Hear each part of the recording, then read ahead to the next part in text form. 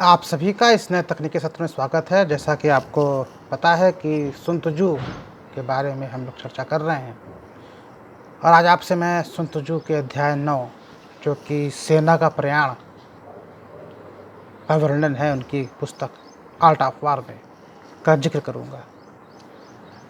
देखिए, जैसा कि आप सबको पता है और अब तक आप लोगों ने काफ़ी वीडियो देख ली हैं कि सुन तजू का माइंडसेट क्या है और किस तरह उनका सिद्धांत लड़ने के बजाय एक माहौल बनाने की तरफ रहता है। लड़ाई का माहौल बनाओ, लड़ने के बारे में कभी कोई बात नहीं करते हैं और जब भी कोई बात करते हैं तो एक तरीके से धोखाधड़ी की बात करते हैं। धोखा देना, चालाकी, पीछे से मारना, यही उनके सारे तरीके अब तक रहे हैं।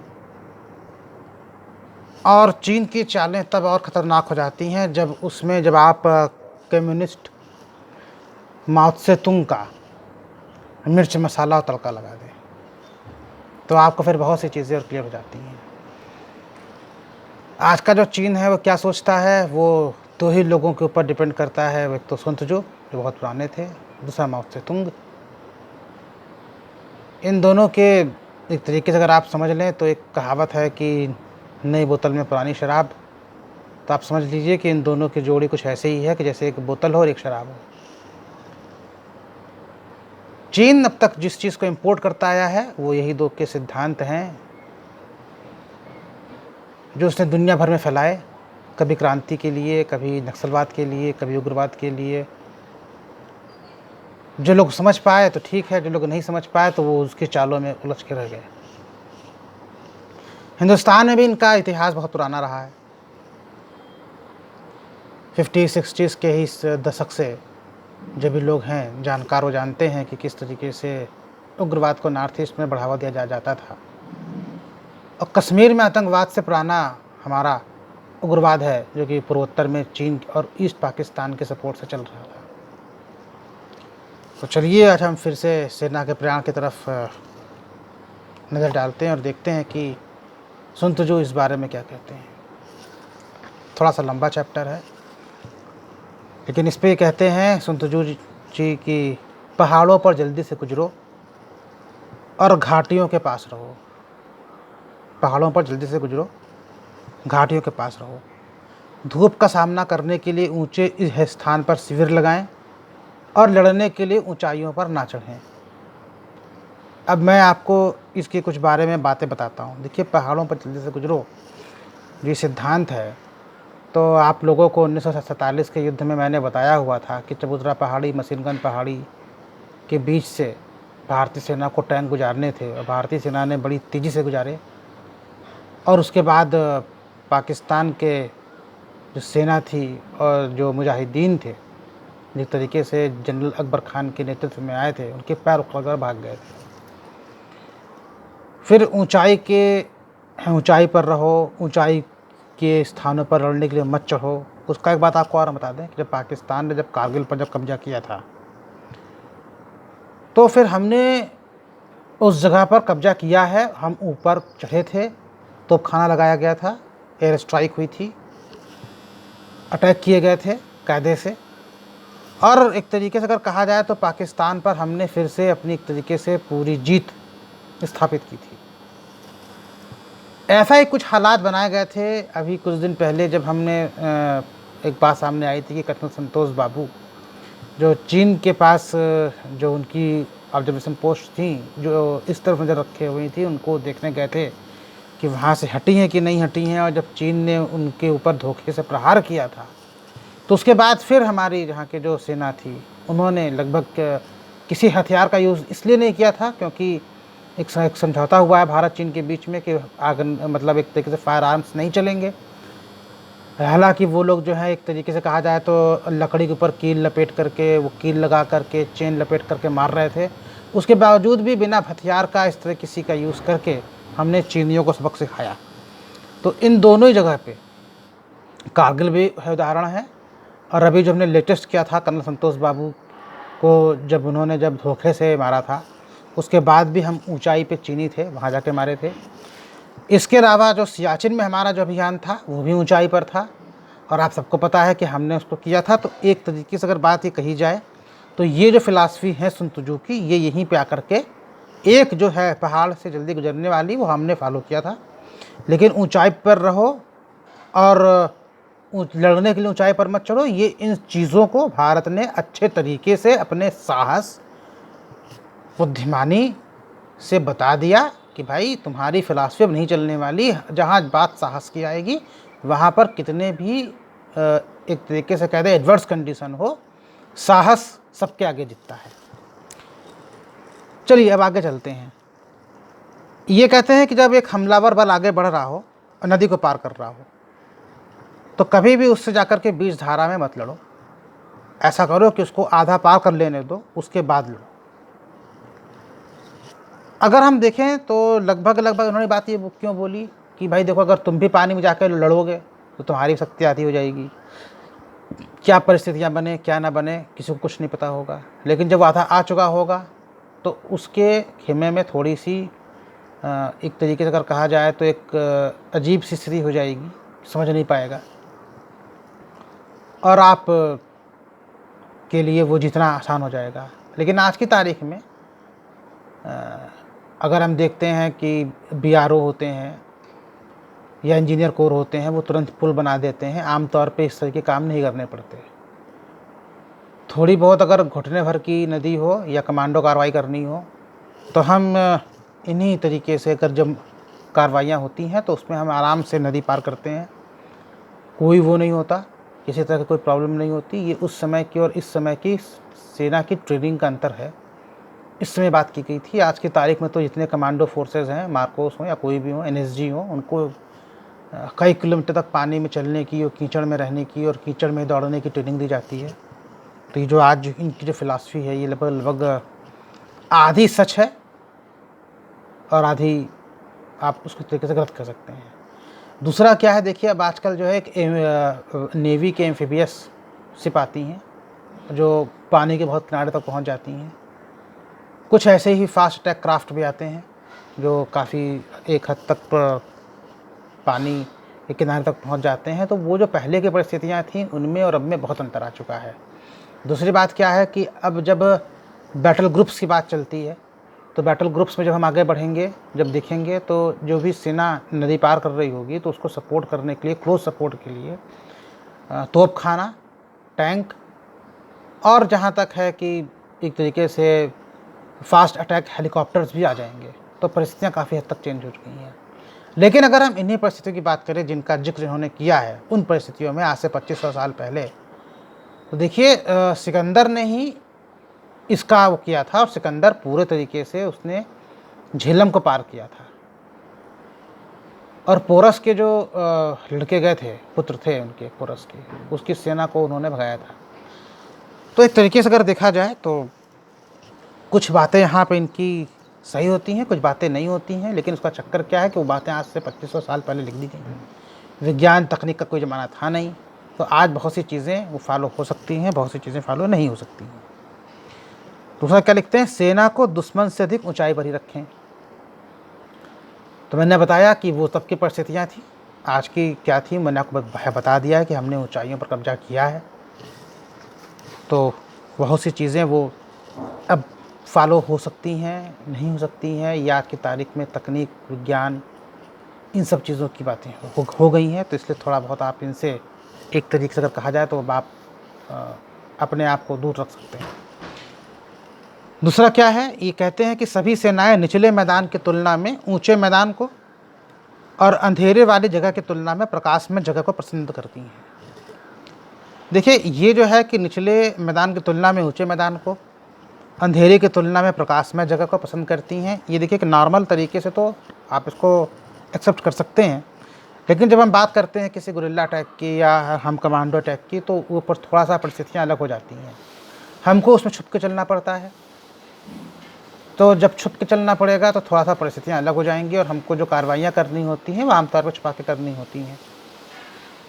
तो यहाँ पर भी अगर देखा जाए तो एक की जो बात कर रहे हैं ये उस समय पहले की बात कर रहे हैं। आज के थोड़ा सा परिस्थितियों में, विज्ञान तकनीकी के ज़माने में सेना क्या करती है, क्या नहीं करना चाहती है, वो बहुत कुछ अब डिपेंड करता है कि सेना का वार प्लान क्या है, उसको ऊपर से आर्डर क्या मिले हुए हैं, हाँ, लेकिन ये बात सही है कि 62 की लड़ाई तक हमने चीज़ देखी है कि भारतीय सेना को नुकसान इसलिए हुआ था क्योंकि हम नीचे की तरफ थे, चीन की सेना ऊपर की तरफ होती थी। तो हमको कहीं न कहीं हम उनके फायर रेंज में होते थे, वो हमारी फायर रेंज में नहीं होते थे। तो ये बात बिल्कुल सही है कि ये एक बेसिक सिद्धांत है और बेसिक सिद्धांत से आप पल्ला नहीं झाड़ सकते। लेकिन आज की परिस्थितियों में, विज्ञान तकनीकी के ज़माने में, आप थोड़ा बहुत इन चीज़ों को इग्नोर कर सकते हैं। दूसरा क्या है, कारगिल के भी टाइम में आपने देखा होगा कि कारगिल में भी, और अभी ये जो चीन ने किया है लद्दाख में, पेगांग से लेक के आसपास फिंगर पॉइंट्स पे, उसने ऊंचाइयों पर कब्जा किया। वो कब्जे इसीलिए किए जाते हैं कि कल को अगर किसी तरह से अगर तोपखाने का यूज़ किया जाए तो आपकी सप्लाई लाइन को काटा जा सके और आपके ऊपर एक प्रेशर बनाया जा सके। तो इन चीज़ों से और इस नीति से जो इनके जो बातें कही गई हैं उसको हम पूरे तरीके से इग्नोर नहीं कर सकते। लेकिन अब बहुत सी चीज़ें बदल चुकी हैं, तो जो बेसिक सिद्धांत है वो वही चलते हैं। लेकिन क्योंकि अब ज़माना बदल चुका है तो अब आप अपने उसको नई टेक्नोलॉजी से उसको आप थोड़ा सा अगर आप चाहें तो आपकी चीज़ें हाथ में रह सकती हैं। दूसरा क्या है, आज की तारीख में बहुत ज़्यादा आपके साथ एक बेनिफिशियल पार्ट ये है कि आपके पास सैटेलाइट रहते हैं और आप देख सकते हैं कि वहाँ पे क्या हो रहा है, तो आप सामने वाले पर भी प्रेशर बना सकते हैं। 99 के युद्ध तक में हालात ये थे कि जब कारगिल हुआ था कि हमारे पास अपना कोई जीपीएस सिस्टम नहीं था, हमारे पास कोई अपना ऐसा कोई जासूसी उपग्रह नहीं था, सैटेलाइट नहीं था कि हम पाकिस्तान को देख सकते, और अमेरिका ने भी हमको लेटेस्ट रिपोर्ट देने से मना कर दिया था। लेकिन आज परिस्थितियाँ बदल चुकी हैं। उस 20-21 साल के दौर में हमारे कई सैटेलाइट ऊपर जाकर के चाइना और पाकिस्तान दोनों पर नज़र रखे हुए हैं। तो बेसिक सिद्धांत वही है, लेकिन थोड़ा सा उसको आप समय के अनुसार, विज्ञान तकनीकी के अनुसार बदल सकते हैं। लेकिन जो बेसिक चीज़ें हैं वो वही हैं और वो अच्छी हैं। उन्होंने सही लिखा है। सही इसलिए लिखा है क्योंकि अगर आप ऊँचे पर रहेंगे तो आपको ही फ़ायदा होगा। इसीलिए सारा झगड़ा हुआ था ओपी पोस्ट को लेकर के। कर्नल संतोष बाबू गए थे और देखिए 1.5-2 महीने तक चाइना इस चीज़ पर अड़ा हुआ था। तो यही सब इनके जो बेसिक सिद्धांत हैं वही हैं। एक जगह ये आकर के और कहते हैं कि आप अपने आदमियों से सावधान रहें और कठोर मैदान पर डेरा डालते हैं तो सेना हर तरह की बीमारी से बची रहेगी, उससे जीत हासिल। देखिए, तब सेना पर भी शक करते हैं, अपने आदमी पर भी शक करते हैं। देखिए, कम्युनिज़्म या कम्युनिस्ट जो विचारधारा है वो कुछ इसी तरीके से आगे बढ़ी है और चीन में अगर हम देखें तो अपने ही लोगों पर शक करने की पुरानी परंपरा रही है। अगर ये परंपरा ना होती तो थियानमेन चौक पे अपने ही सेना के लोगों के बच्चों पर या अपने छात्र छात्राओं पर ये इस तरीके से टैंक से अटैक ना करते या फायरिंग ना करवाते जिसमें कई सौ लोग मरे थे। अब अगर आप कहते हैं कि अपने ही आदमी से सावधान रहो तो भाई ये तो फिर परिस्थितियाँ तो मतलब फिर बहुत अजीब है ना। अगर सेना नायक अगर अपनी सेना पर ही यकीन नहीं करेगा तो किस पे करेगा? तो फिर हालांकि कहीं ना कहीं अभी भी जासूसी की परंपरा है और शायद उन्होंने इसी चीज़ को ध्यान में रख के किया होगा। जहाँ तक मेरी जानकारी है सेना में हर आदमी सर्विलांस पे रहता ही रहता है, लेकिन इन्होंने ये बात उससे पहले लिख दी है तो बहुत सोचने वाली बात है कि कितना आगे की सोच रहे थे ये। लेकिन कंडीशन कुछ वैसी ही थी कि अपने आदमियों से सावधान रहो।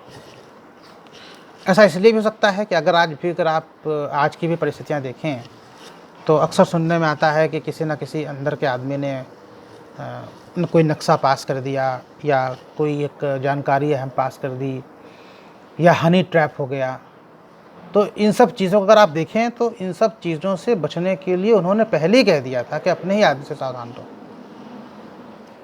तो एक हद तक ये बात सही भी समझ में आती है।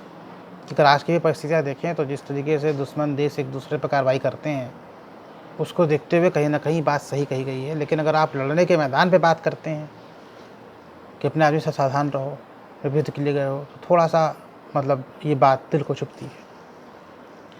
आगे देखिए, आगे लिखते हैं कि भारी बारिश के से जो नदी है जिसे आप पार करना चाहते हैं अगर उसमें बाढ़ आई हुई हो तो तब तक इंतज़ार करें जब तक कि वो पानी उसका कम ना हो जाए।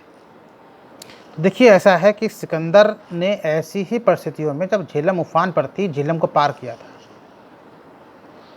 तो मैंने फिर आपसे ये बात मैं बोलना चाहूँगा कि ये जो है परिस्थितियों को अपने अनुसार ढलने की बात करते हैं, परिस्थितियों से लड़ने की बात कहीं नहीं करते। इसीलिए मैं इनको जो हूँ एक तरीके से कहा जाए तो एक बहुत ज़्यादा मैं वीर योद्धा के रूप में नहीं मानता। सिकंदर ने उसी परिस्थितियों में जो लगभग मेरे ख्याल से इन्हीं के टाइम के रहे होंगे या 150-200 साल आगे पीछे का ही टाइम रहा होगा, और शायद हो सकता है कि सिकंदर जानते भी ना हो रहे हों कि सुंतजू कौन है। लेकिन सिकंदर ने इस फिलॉसफी को यहाँ पर लागू नहीं किया। सिकंदर ने बरसात में ही नदी को पार किया, और एक तरीके से कहा जाए तो पहली दूसरी सैनिक कार्रवाई में जीत के दिखाया भी। इसके बाद ये कहते हैं कि हमें ऐसी जगहों से दूर रहना चाहिए जहाँ पर दुश्मन हो, वहाँ ज़रूर जाएं। जब हम दुश्मन का सामना करें तो हमें चाहिए कि हम दुश्मन के पीछे हों। एक तरफ से कहते हैं कि जब हम सामना करें तो हम दुश्मन के पीछे हों। भाई सामना करना है तो सामने आना पड़ेगा ना। तो पीछे रहने की बात करते हैं। देखिए, पीछे रह के कौन मारता है? ये पीछे रह के मारता है उसको धोखाधड़ी कहते हैं, कायरता कहते हैं। और ये उस समय की परिस्थितियाँ थीं, आज से 2500 साल पहले, जबकि आदमी लगभग देखा जाए तो सामने से लड़ता था। आप सबको पता होगा कि लगभग अगर हम देखें तो अंग्रेज़ों के काल तक, जब तक भारत में अंग्रेज आए, हमारे यहाँ की जो सैनिक परंपरा थी वो यही थी कि हम सामने से आकर लड़ते थे, पीठ पीछे वार कभी नहीं करते थे। लेकिन ये पीठ पीछे वार की बात कर रहे हैं। क्या लिखा है? जब हम दुश्मन का सामना करें तो हमें चाहिए कि हम दुश्मन के पीछे हों। तो इनकी जो पूरी फिलॉसफी है वार की, सेना के प्रयाण की या किसी तरीके से करने की, तो यही है, धोखाधड़ी की देने की, पीछे से मारो, पर अपने अनुसार परिस्थितियाँ जाए तो मारो। खुद की इनकी कोई भी इस तरीके की चीज़ें नहीं है जिस पे आप बहुत ज़्यादा यकीन कर सकें। ये आगे लिखते हैं, जब दुश्मन पास में होता है और शांत रहता है तो वह अपनी स्थिति की स्वाभाविक शक्ति पर भरोसा करता है। आगे कहते हैं, जब वह अलग रहता है और लड़ाई को भड़काने की कोशिश करता है तो वह उत्सुक होता है कि दूसरा पक्ष आगे बढ़े। ये इन्होंने दोनों बातें जो कही हैं वो एक तरीके से इसीलिए कही हैं कि वो ये देखना चाहते हैं कि जब दुश्मन पास में है या अलग है तो क्या परिस्थितियाँ हैं। उसके आगे क्या लिखते हैं, यदि उसकी जगह पर अतिक्रमण करना आसान है तो इसका मतलब यह है कि वो एक चारा पेश कर रहा है। इसका मतलब क्या है कि आपको अपने वो जाल में फंसाना चाह रहा है। कहीं ना कहीं वो इस बात की बात कर रहे हैं कि दुश्मन के यहाँ अतिक्रमण करना इतना आसान नहीं होता। लेकिन चीन ने क्या किया? चीन ने उसको एक रंग दिया कम्युनिज्म का, माओ सेतुंग का, है ना, और एक विचारधारा का, जिसको हम कहते हैं वामपंथ विचारधारा, और उसको बिल्कुल तड़का लगा करके चीन ने पेश किया और अतिक्रमण के नाम पर अपने नक्शे बनाने शुरू कर दिए कि साहब इतने 100 साल पहले ये हमारा एरिया था, 1800 कुछ में ये हमारा एरिया था। तो अगर इसी तरीके की अगर विचारधारा को अगर हम मानते चलें, ये जो अतिक्रमण की बात कर रहे हैं, चारा पेश करने की,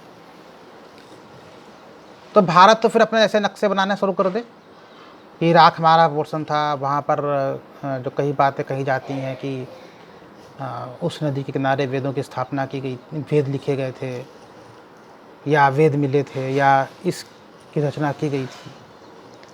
हम भी कहना शुरू कर दें कि ईरान हमारे कब्जे में इस टाइम तक था, अफ़गानिस्तान भी हमारे पास था, और तो और पाकिस्तान तो 1947 तक तो हमारे पास था, बांग्लादेश भी हमारे पास था।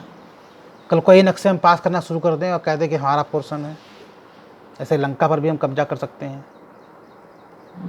तो ये जो विचारधाराएं हैं इनकी, वो अतिक्रमण के चारा पेश करने की, अगर वो अलर्ट नहीं है तो एक तरीके से कहा जाए तो उसको इन्होंने, चीनियों ने अब जो है एक नक्शा, मतलब एक तरीके से कहा जाए तो मैप वार शुरू किया है, और अब उसको उन्होंने उसका एक नया कलेवर दे के सामने पेश करना शुरू किया है, और अब ये उसकी बात करके आपके यहाँ अतिक्रमण करना चाहते हैं। अभी चीन ने जो लेटेस्ट काम किया वो ये किया कि 3 लाख नक्शे अपने यहाँ के रद्दी में डाल दिए, आग लगा दिए। हमने नक्शे बनाए ताकि जो उनकी जो युवा पीढ़ी है वही समझे कि अरुणाचल प्रदेश वगैरह जो है वो उनके एरिया है, ताकि वो उसके माइंड में ये बात शुरू से घर कर सकें, ताकि जब सीमा विवाद हो तो देखो हमारे यहाँ का मैप तो ये कहता है, हम तो बचपन से ये पढ़े हैं। जैसे तिब्बत को आज भी कहते हैं चीनी कि वो गंदे देशों का एरिया है, गंदे लोगों का, क्योंकि भाई वो कहते हैं कि लोग नहाते वहाते नहीं हैं। लेकिन वो नहाएंगे क्यों, इतने हाइट पे रहते हैं कि वहाँ कोई नहाने का मतलब भी नहीं है, तो साल में 1-2 बार नहाते हैं, तो ये लोग उनको गंदे लोग कहते हैं। तो यही इनकी फ़िलासफ़ी रहती है। तो जो अतिक्रमण का जो मुद्दा है वो अब चीनियों ने अतिक्रमण के मुद्दे को कि चारे के रूप में नहीं, अब ये खुद व्यक्त करते हैं मैप के रूप में और कहते हैं कि ये मैप है और ये हमारा एरिया है। तो अब थोड़ा सा काफ़ी ऊंचाई, अब काफ़ी हद तक इनका जो गेम प्लान है वो बदल चुका है सुन तुजू से, क्योंकि मैंने कहा था ना अभी कुछ देर पहले कि माओ से तुंग की बोतल में सुन तुजू की शराब आ चुकी है, तो वही हो गया इनके साथ। आगे चलते हैं। ये आगे एक बात करते हैं धूल की हिसाब से। अगर धूल ज़्यादा तेज़ उड़ रही हो तो अर्थ के चलने की बात है। तो अब तो खैर वो टैंक हो चुके हैं, कम हो रही हो, फैली हुई हो तो मतलब पैदल से ना चल रही है, तो अब इसका कोई बहुत ज़्यादा मतलब नहीं है, क्योंकि अब इस तरह की लड़ाइयाँ अगर देखा जाए तो बहुत कम होती हैं। अब तेज़ और छोटी लड़ाइयों का ज़माना चल रहा है। जो महाशक्तियाँ हैं, जो ईरान पे अटैक करी और सीरिया पे इराक पर अटैक करी, सीरिया पे अटैक करी, तो भी शायद इस तरीके की चीज़ें नहीं देखने को मिली होंगी, क्योंकि पहले ही एयर स्ट्राइक हो जाती है और पूरा एरिया बर्बाद कर दिया जाता है और सामने वाले लड़ने वाले की शक्तियों को बर्बाद करने पे यकीन किया जाता है। जब तक खुले में युद्ध होते थे तो परिस्थितियाँ दूसरी थीं, अब परिस्थितियाँ काफ़ी हद तक बदल चुकी हैं। एक चीज़ और लिखी गई है, विनम्र शब्द और बढ़ी हुई तैयारी ये संकेत है कि दुश्मन आगे बढ़ने वाला है। हिंसक भाषा और आगे बढ़ना जैसे कि हमले के संकेत हैं कि वह पीछे हट जाएगा। हाँ, तो ठीक तो है, अगर इसको देखा जाए तो चीन ने ही तो किया। चीन कभी भी ऐसी बातें नहीं करता, बहुत विनम्रता से बात करता है, बढ़ी हुई तैयारियां भी करता है और विनम्र शब्द का प्रयोग भी करता है। तो आप समझ जाइए, यहीं पे आके सुन तुजू ने चीन की स्लीप पोल खोल दी। विनम्र शब्द होंगे और युद्ध की तैयारियां चल रही होंगी, मतलब क्यों लड़ने वाला है। हमले जैसे शब्दों का प्रयोग करेगा, हिंसक भाषा का प्रयोग करेगा, आगे बढ़ने की बात करेगा, तो मतलब कि पीछे हट जाएगा। कुछ दिन पहले तक चीन जो है विनम्र भाषाओं का प्रयोग करते थे, तैयारियां बढ़ी हुई थी। जब कर्नल संतोष बाबू इसी चीज़ में आगे गए थे तो क्या हुआ आप सबको पता है।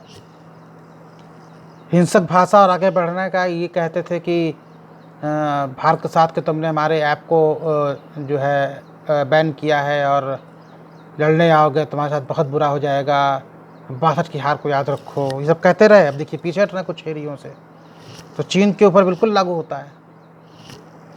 लेकिन मुझे एक चीज़ समझ में नहीं आती, ये कभी इनके विदेश मंत्रालय के प्रवक्ता ने कल परसों एक बयान जारी किया और उसके बयान में लास्ट में कहा चीन पाकिस्तान एकता जिंदाबाद। इसका क्या मतलब था। ये तो ना विनम्र शब्द है हमारे लिए, ना बढ़ी हुई तैयारी है, ना हिंसक भाषा है, ना आगे बढ़ने की बात। ये है क्या। मेरे ख्याल से अगर इस तरीके के शब्दों का अगर प्रयोग किया गया है तो चीन ये दिखाना चाहता है कि भाई अब हम दोनों एक हो चुके हैं। तो अगर एक हो चुके हैं तो बहुत दिन से हम लोग बात समझ रहे हैं कि मसूद अजहर पे आपने इसीलिए वीटो लगाया था ताकि वो अंतर्राष्ट्रीय आतंकवादी घोषित ना हो पाए। तो कहीं ऐसा तो नहीं कि चीन भी अब पाकिस्तान के आतंकवादियों का प्रयोग कर रहा हो और कहीं अब असली आतंकवादियों का रहनुमा चीन ना बन जाए, ये भी हो सकता है। तो ये एक लेटेस्ट चीज़ थी, इसको मैंने सोचा आपको बता दूं। अब इसके बाद एक चीज़ कहते हैं कि अगर हल्के रथ पहले बाहर आते हैं, चलिए हम इसकी जगह पे हम कह देते हैं कि जो हल्के टैंक बाहर आते हैं पहले अपनी जगह लेते हैं, तो ये संकेत है कि दुश्मन लड़ाई के लिए तैयार हो रहा है। जो पहले के टैंक थे अब उनकी जगह इन्होंने, पहले के जो रथ थे उनकी जगह अब हम टैंक को दे सकते हैं। फिर कहते हैं पहले तो डींगे मारने वाला बनना, फिर दुश्मन की संख्या देखकर पैर खींचना बुद्धिमत्ता की सर्वोच्च कमी को दर्शाता है। तो मुझे चीज़ समझ में ये नहीं आता कि क्या चीन शुरू से ऐसा ही बेवकूफ़ है चीन शुरू से डिंग मारता है अगर आप देखें तो। फिर दुश्मन की संख्या देखकर कभी डोकलाम में उसने किया, फिर लद्दाख में किया, कैसा पैर खींचता है। तो अगर इस फिलॉसफी के अनुसार चलें तो क्या फिर चीन बेवकूफ़ है? साउथ चाइना सी में जो आप लड़ने उससे जाएंगे तो पीछे हट जाएगा। अमेरिका को धमकाता है कि यहाँ पे आओगे तो लड़ोगे, हारोगे।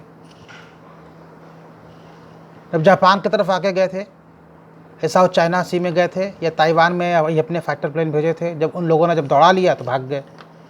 तो इस सिद्धांत के अनुसार तो फिर चीन ही बेवकूफ़ है और उसके अंदर बुद्धिमत्ता की बहुत कमी है, और वास्तव में बुद्धिमत्ता की कमी है।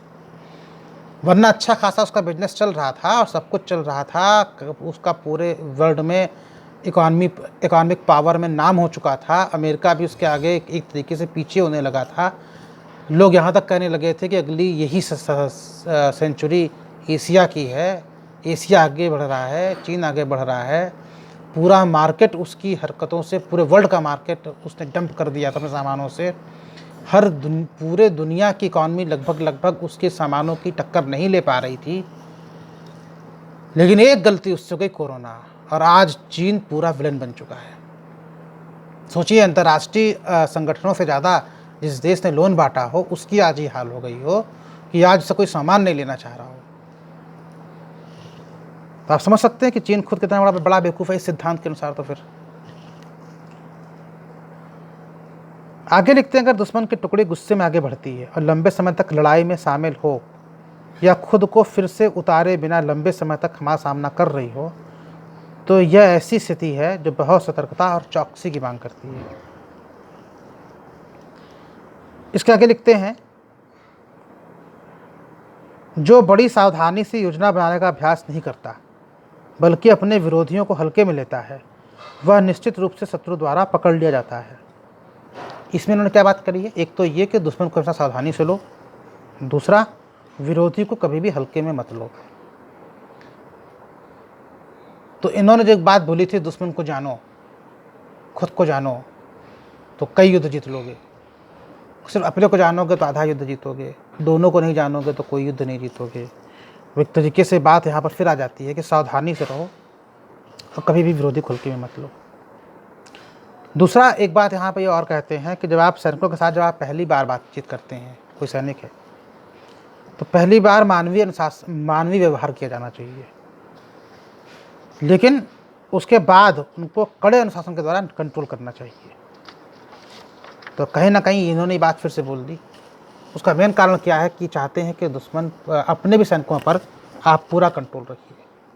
अब पहली बार में अगर आप अमानवीय व्यवहार कर देंगे तो डर जाएंगे, समझ जाएंगे कि हाँ तो फिर जीना मुश्किल है, तो भाग जाएंगे। इस चीज़ को भी ये थोड़ा सा अपने दिमाग में रखते हैं।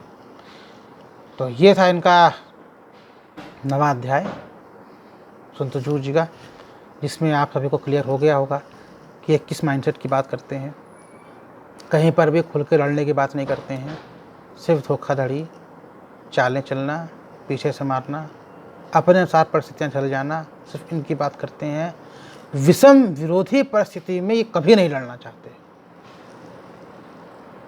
तो आज आपको समझना पड़ेगा कि चीन का मानसिकता क्या है, चीन किस तरह आगे बढ़ता है, चीन की सोच क्या है। आपको कहीं ना कहीं ये सब चीज़ें चीन की डेली रूटीन में, चीन के एक तरीके से कहें अगर आप चीन की बातें जो आज लागू होती हैं पूरे वर्ल्ड में, आपको ये एक अगर आप बिल्कुल बारीक से अगर आप देखें, बिल्कुल करीब जा कर के, तो समझ आएंगे कि हाँ आज भी चीन इन विचारों को जी रहा है।